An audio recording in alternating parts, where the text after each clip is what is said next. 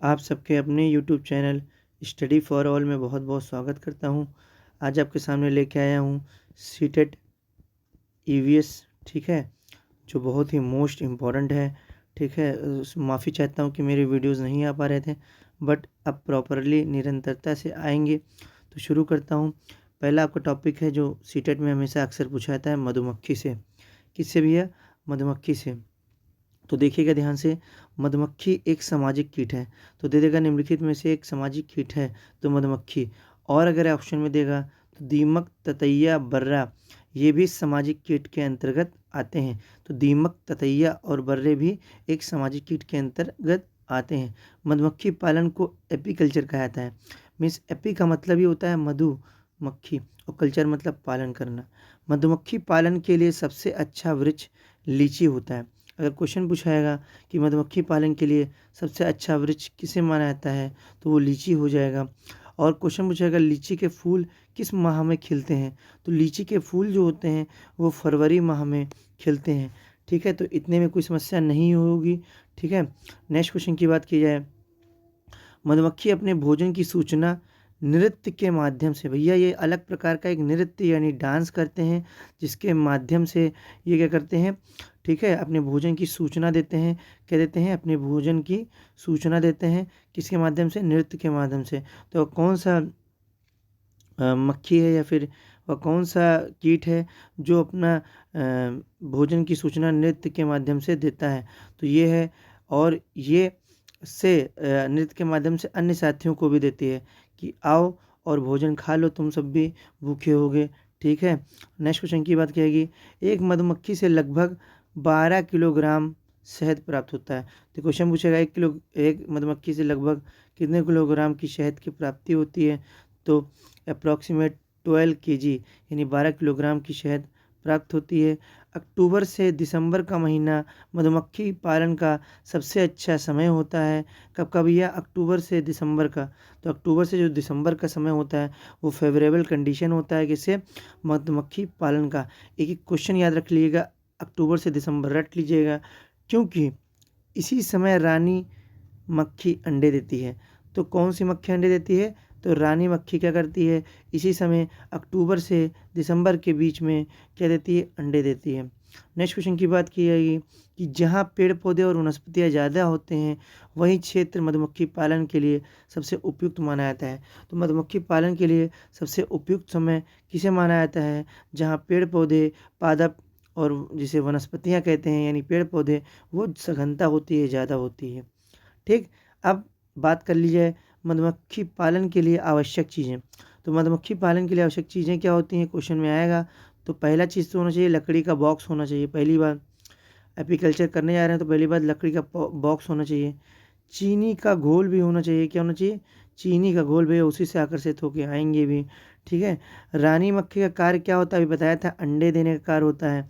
और अक्टूबर से कब तक भैया? अक्टूबर से दिसंबर का ये फेवरेबल कंडीशन माना जाता है। ठीक है, रानी मक्खी का अंडे देने का। ठीक है, तो रानी मक्खी का कार्य क्या होता है? तो अंडे देने का कार्य रानी मक्खी का होता है, जिसमें 4 से 5 नर होते हैं जो जनसंख्या बढ़ाने का कार्य करते हैं भैया। अपनी पॉपुलेशन बढ़ाने के लिए जो नर मक्खी होते हैं, मधुमक्खी, वो क्या करते हैं? वो जनसंख्या बढ़ाने का कार्य करते हैं। ठीक है, नेक्स्ट तीसरी मधुमक्खी होती है श्रमिक मधुमक्खी। श्रमिक मधुमक्खी चारों तरफ घूमकर शहद का पता लगाते हैं। ठीक है, श्रमिक मधुमक्खी क्या करती है? चारों तरफ घूमकर शहद का पता लगाते हैं। ठीक है, तो ये बहुत ही अच्छा क्वेश्चन है। नेक्स्ट क्वेश्चन की बात करेगी, सैनिक मक्खी घटना व शहद की, सॉरी घटना के, तो सैनिक मक्खी जो सोल्जर होता है वो छत्ता व शहद का सुरक्षा करती है।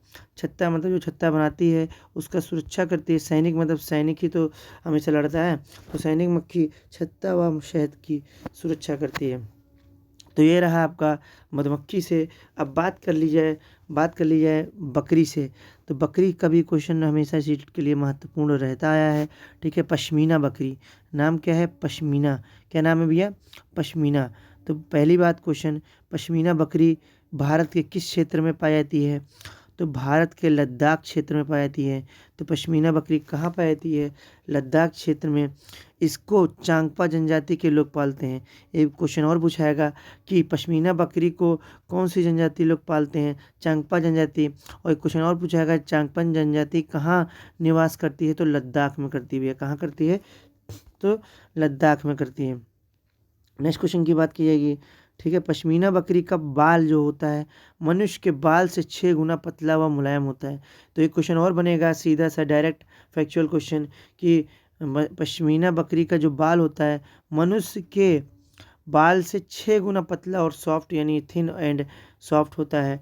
ठीक, उम्मीद करता हूँ समझ में आ रहा होगा। साधारण स्वेटर की अपेक्षा पश्मीना बकरी के बालों से बना स्वेटर 6 गुना ज़्यादा गर्म होता है। सोच लिए, देखिए पश्मीना जो बकरी होते हैं उसके बाल 6 गुना, जबकि देखिए 6 गुना पतला भी होता है मनुष्य के बाल से और सॉफ्ट यानी कोमल भी होता है। फिर भी पतला और सॉफ्ट यानी कोमल होने के कारण भी ये 6 गुना ज़्यादा गर्म भी करता है। तो बहुत ही बड़ी बात है, विशेषता है ये। ठीक है, नेक्स्ट क्वेश्चन की बात की जाए, पश्मीना बकरी से स्वेटर बनाने में लगभग 250 घंटे लग जाते हैं। भैया ये बहुत ही अच्छे से डिज़ाइन होते हैं। जो महंगे महंगे स्वेटर आते हैं महंगे महंगे कंपनियों के, ये पश्मीना बकरी के, ठीक है, बाल से ही बनते हैं। इसमें लगभग 250 घंटे लग जाते हैं। ठीक, इतने में कोई समस्या नहीं होगी। ठीक है, चांगपा जनजाति के लोग जहाँ इसे पाल कर रखते हैं उस स्थान को लेखा कहा जाता है। तो पश्मीना बकरी जो जिस स्थान पर इन्हें पालते हैं उस स्थान को लेखा कहा जाता है। भैया लेखा है, ठीक, यहीं पे है, यहीं पे पाल रहे हैं। ठीक, तो ध्यान से देखिएगा, पश्मीना बकरी लगभग 5000 की ऊंचाई पर भी रह सकती है। 5000 मीटर, ठीक है, 5000 मीटर की ऊंचाई पर भी भैया पश्मीना बकरी रह सकती है। ठीक है, इतने ठंडे क्षेत्रों में। अब देखिए इतना इसके पश्मीना बकरी के जो बाल होते हैं इतनी खासियत है, 6 गुना ज़्यादा गर्म करता है किससे? मनुष्य के बाल के पीछे। तो समझ लीजिए सर्वाइव तो कर ही सकती है। यह लगभग 40 तापमान पर भी जी सकती है। तो सोच लीजिए ये गर्मी और ठंडी दोनों के वातावरण को अडॉप्ट कर सकती है। ठीक है, अनुकूलन बना सकती है उसमें। ठीक है, ठीक, नेक्स्ट क्वेश्चन, चांगपा लोग घुमंतु लोग होते हैं। चांगपा जो होते हैं वो लद्दाख रीजन में पाए जाते हैं। कहाँ पाए जाते हैं? लद्दाख रीजन में पाए जाते हैं। और घुमंतु लोग होते हैं, घूमते रहते हैं। ठीक है, और ये टेंट बना के रहते हैं। इनके क्वेश्चन पूछा था, इनका इस निवास का नाम क्या है? आपके सीटेट में निवास भी दिया है, तो इनके निवास का नाम क्या है? टेंट बना के रहते हैं। और उस टेंट यानी उस घरों को रेबो कहते हैं। क्या कहते हैं भैया? रेबो कहते हैं। This is the very most important question. Next question की बात की जाती है, नोट करके लिख लीजिएगा, बहुत ही मोस्ट इम्पॉर्टेंट क्वेश्चन है। कच्छ क्षेत्र गुजरात राज्य के अंतर्गत आता है, ये सबको पता है। सबसे बड़ा वन्यजीव अभ्यारण्य भी कहा है कच्छ का रण। कच्छ का रण सबसे बड़ा वन्यजीव अभ्यारण्य भी है। ठीक है, नेक्स्ट क्वेश्चन की बात की जाए, झारखंड जंगल बचाओ आंदोलन से, देखिए झारखंड जंगल बचाओ आंदोलन हुआ था बहुत वृहद स्तर पे। झारखंड जंगल बचाओ आंदोलन, ठीक है, किससे संबंधित है, किससे जुड़ी है? तो सूर्यमणि से। किससे जुड़ी हुई है? सूर्य, इसको लिख लीजिएगा, बहुत याद कर लीजिएगा, सूर्यमणि से संबंधित है। ठीक है, किससे संबंधित है? सूर्यमणि से संबंधित है। तो उम्मीद करता हूँ समझ में आ रहा होगा। अब बात की जाए तीसरे टॉपिक की, तो तीसरे टॉपिक बहुत ही अहम है। ठीक है, आप सब पढ़ते रहिए, स्वस्थ रहिए, मस्त रहिए। ठीक है, ठीक है, उम्मीद करता हूँ समझ में आ रहा होगा। अब अगर बात की जाएगी रेशम कीट से, तो this is the very most important question topic, रेशम कीट। रेशम कीट पालन को सेरीकल्चर कहते हैं। तो रेशम कीट पालन को किसमें पालते हैं, यानी रेशम कीट पालन को क्या कहा जाता है? तो रेशम कीट पालन को सेरीकल्चर कहा जाता है। क्या कहा जाता है भैया? सेरीकल्चर कहा जाता है। नेक्स्ट क्वेश्चन, इसका पालन शहतूत व लीची के वृक्ष पर किया जाता है। ठीक है, ध्यान से देखिएगा, इसका पालन कहाँ किया जाता है? शहतूत व लीची के वृक्ष पे किया जाता है। तो this is the again very most important question. ठीक है, नेक्स्ट क्वेश्चन की बात कीजिए, रेशम नर कीट अपनी मादा को उसकी गंध से लगभग 3 किलोमीटर दूरी से पहचान लेता है।